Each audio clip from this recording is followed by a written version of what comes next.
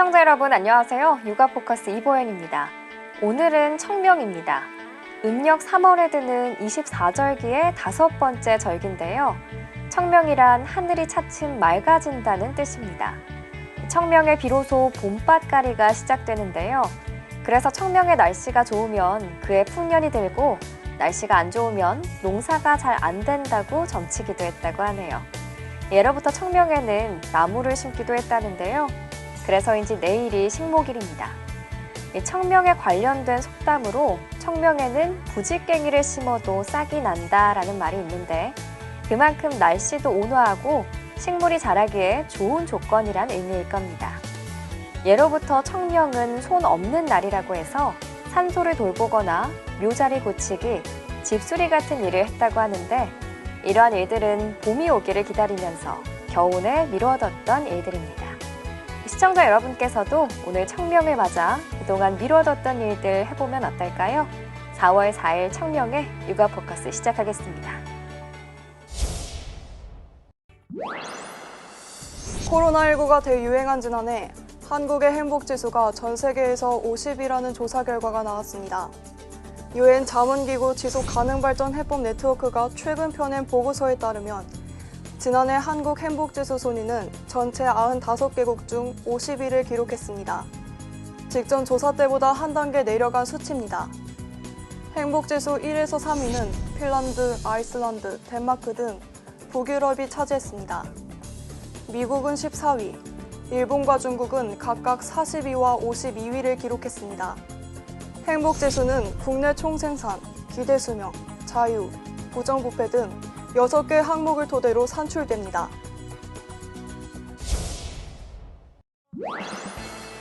벚꽃길로 유명한 서울 여의도 윤중로.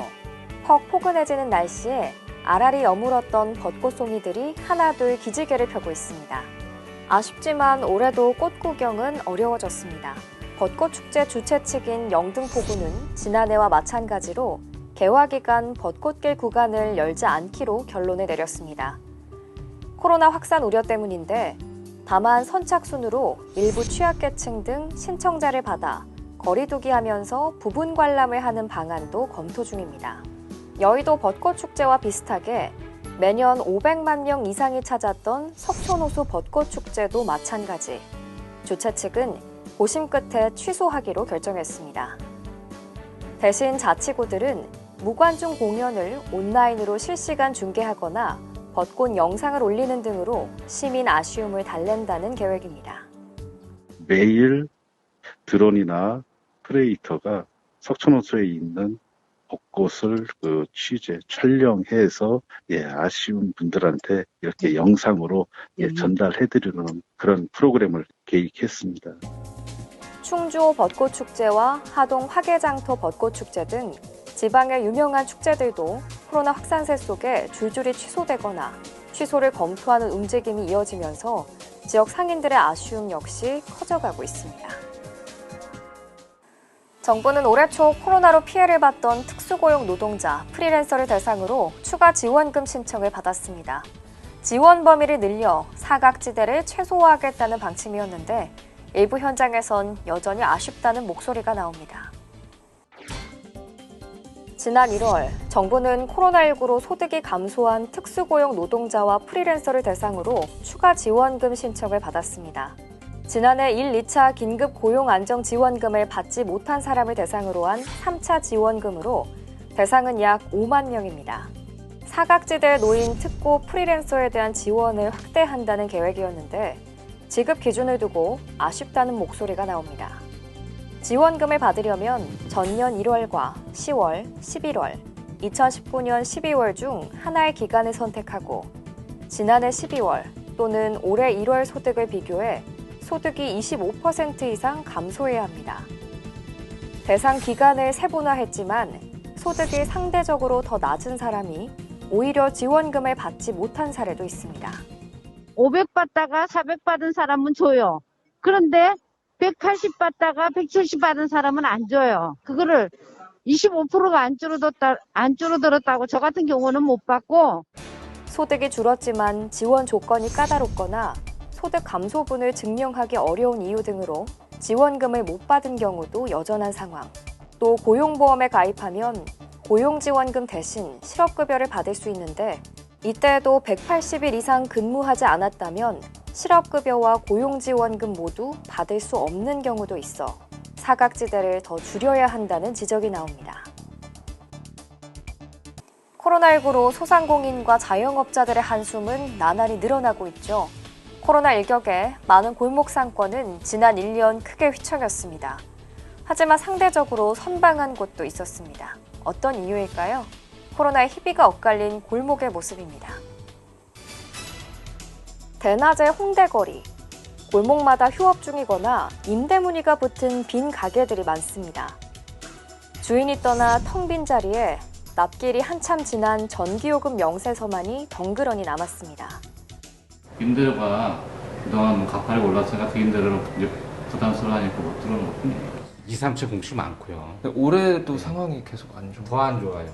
서울시가 천여 개 골목 상권 매출 빅데이터를 분석한 결과를 보면 코로나 이전과 비교해 전체 상권의 총 매출은 1년 사이 20% 가까이 떨어졌습니다. 그런데 눈에 띄는 건 지역별 차이가 뚜렷하게 나타났다는 겁니다. 마포와 용산 등 관광객이나 회사가 많은 주요 도심 지역 상권은 크게 휘청인 반면 금천과 양천 등 주거지가 밀집한 외곽 지역은 코로나 타격을 상대적으로 덜 받았습니다. 사회적 거리두기 등으로 외식 소비가 크게 줄고 집콕 시간이 늘어나면서 셀프 인테리어나 배달 수요가 늘어난 영향이라는 분석입니다. 실제 관련 골목 상권은 중고가구나 조명 등 소매업 비중이 높았습니다. 코로나 때문에 이제 집에서 있는 시간이 늘다 보니까 이제 뭘 좀 해보려고 하는 분들이 좀 늘어나는 느낌이 있어요. 가정에서 필수품 같은 거 이런 것도 많이 사용하고 그래요. 외식업 중에서는 치킨집이나 제과점 등 포장과 배달이 쉬운 곳들이 상대적으로 사정이 좋았습니다. 코로나의 희비가 갈린 골목 상권. 이번 분석 결과를 소상공인 맞춤형 지원을 위한 기초 자료로 활용한다는 계획입니다.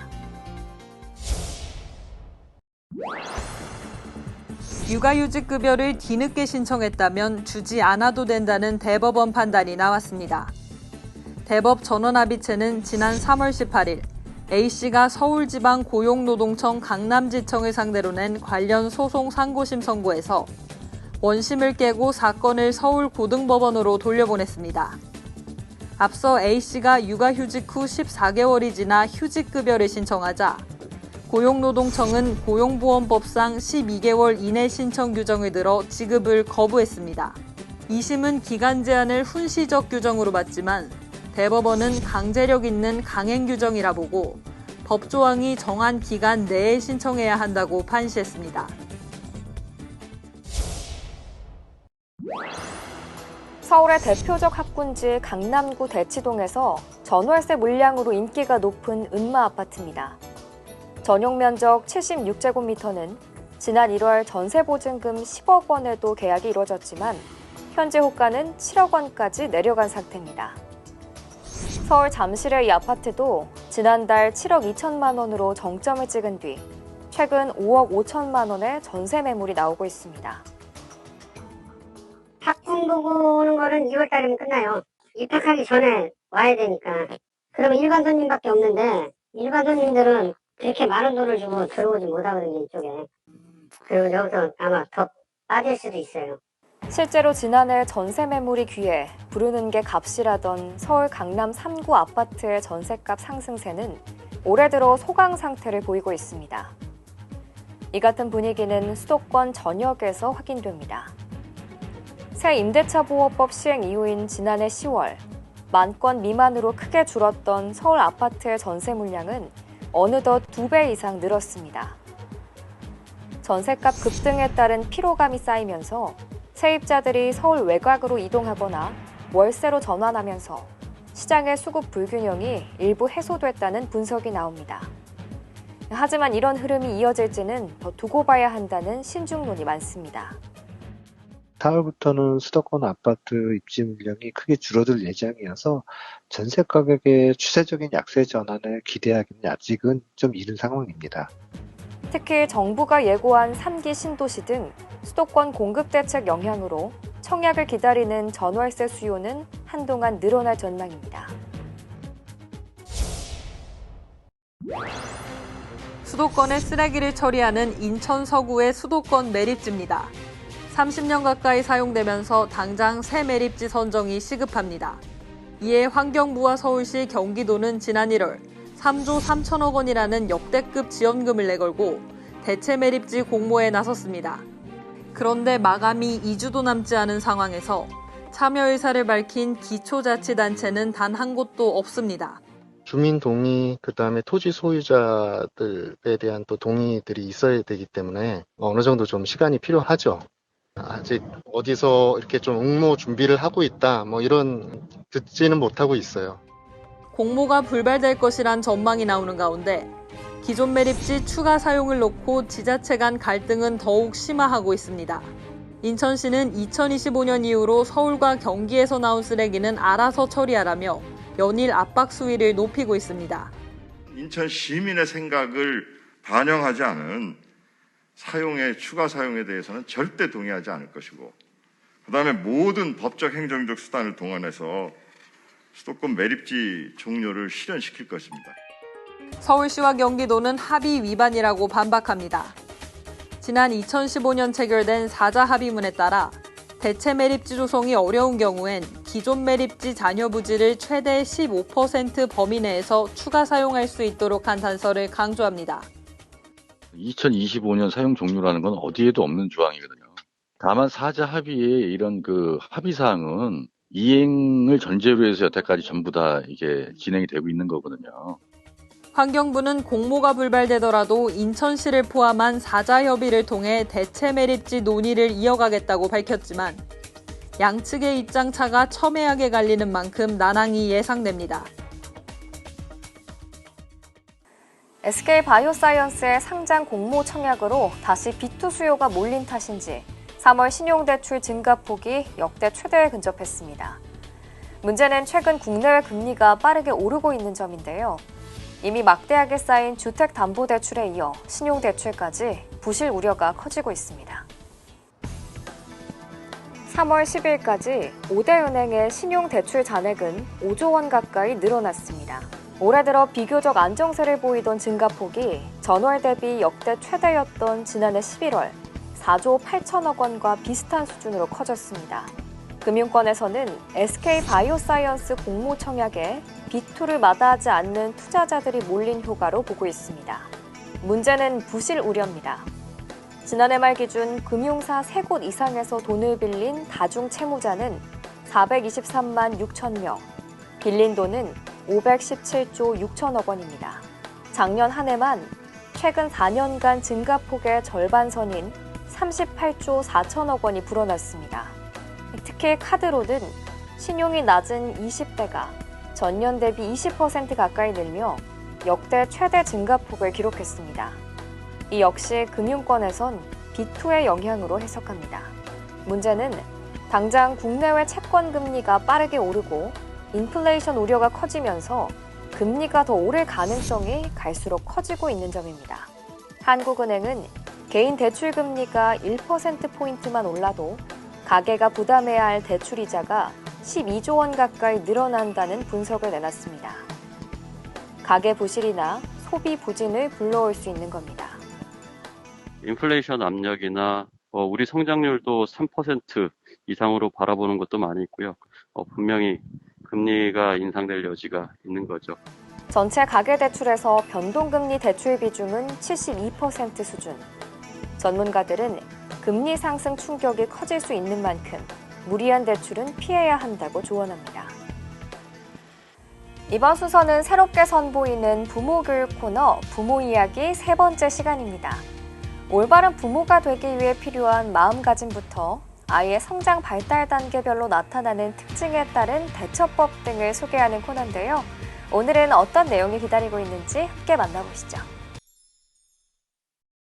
이번 순서는 한 주간에 발표된 우리나라 인구 동향과 중앙정부와 지자체의 인구 정책 등을 모아서 소개해드리는 인구 이슈.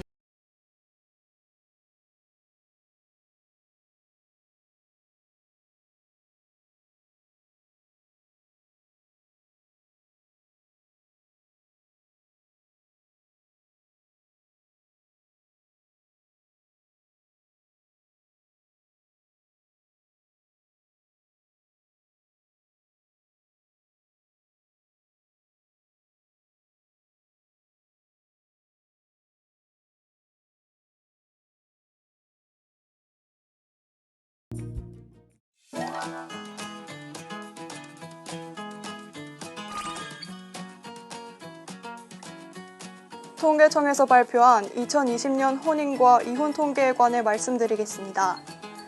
2020년 우리나라 혼인 건수는 21만 4천 건으로 전년 대비 10.7% 감소한 것으로 나타났습니다. 인구 1000명당 혼인 건수를 나타내는 조혼인율은 4.2건으로 전년 4.7건에 비해 0.5건 감소했습니다. 시도별 조혼인율을 살펴보면 세종 5.3건, 서울 4.7건, 제주 4.5건 순으로 높게 나타났습니다. 평균 초혼 연령은 남자 33.2세, 여자 30.8세이며 지역적으로는 남녀 모두 서울이 가장 높았습니다.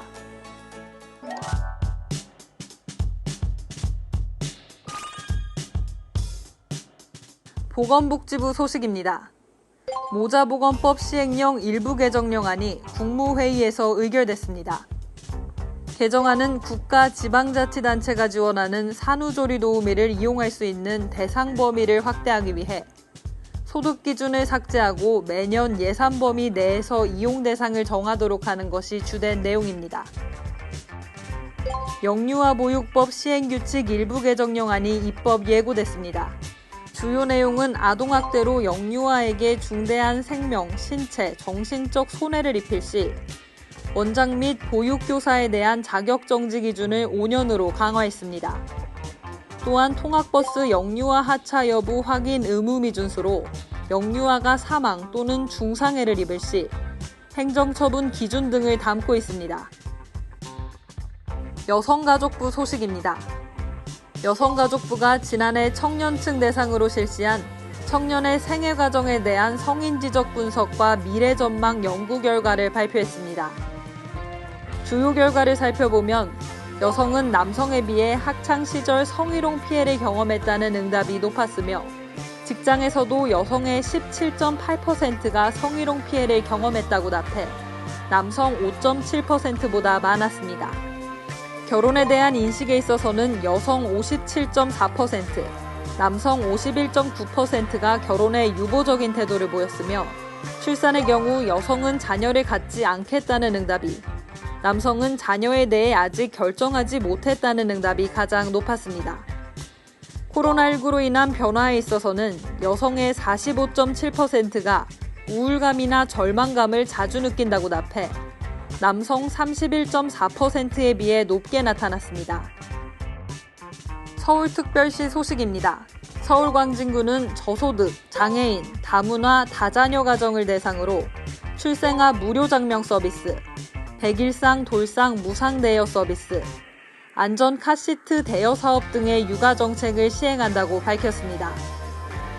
부산시는 학대 피해 아동 가정보호자의 부적절한 양육 태도 개선 및 가족 스트레스 완화, 재학대 예방 등을 위해 전문 상담사가 직접 가정에 방문해 가정별 맞춤형 양육 지도 및 상담 서비스를 제공한다고 밝혔습니다. 자세한 사항은 부산광역시 아동보호종합센터로 문의하시면 됩니다. 여성가족부와 고용노동부는 기업들의 채용 과정에서 야기할 수 있는 성차별적인 논란을 없애기 위한 지원과 조치를 강화하겠다고 밝혔습니다. 앞으로 면접 과정에서 면접관이 하면 안 되는 질문 몇 가지를 살펴보면 결혼은 언제 할 건가요? 결혼하거나 아이를 낳으면 회사를 그만둘 건가요? 아이가 있는데 직장을 다닐 수 있겠어요? 애는 누가 봐주나요? 같은 질문들입니다. 이번 조치를 통해 성별에 관계없이 공정하게 대우받을 수 있는 성평등 조직 문화가 하루속히 정착되길 바랍니다. 요가 포커스 준비한 내용 여기까지입니다. 시청해주셔서 고맙습니다.